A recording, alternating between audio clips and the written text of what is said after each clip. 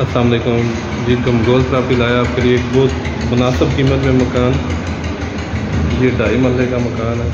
ये सीढ़ियाँ, ऊपर का रास्ता, गैस लगी हुई है।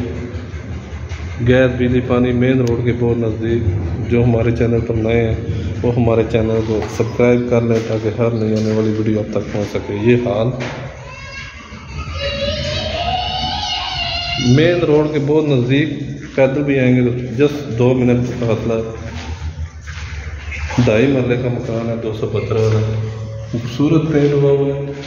इन्वेस्टर रेट पे बहुत मुनासिब कीमत में मकान। गमगोल प्रॉपर्टी लाते हैं आपके लिए हमेशा इन्वेस्टर रेट पे सस्ते मकान। खुला डुला रूम, हवादार रूम। ये गिरजा रोड पे मकान है।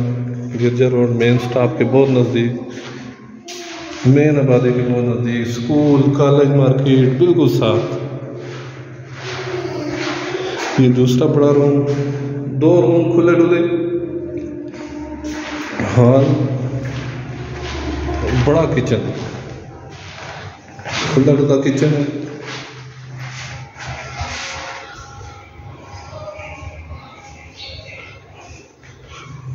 खुला डुला किचन और नहायत मुनासिब कीमत में गैस, बिजली, पानी सारी फैसिलिटी मौजूद। सिर्फ 30 लाख डिमांड है। सिर्फ 30 लाख डिमांड है इसकी।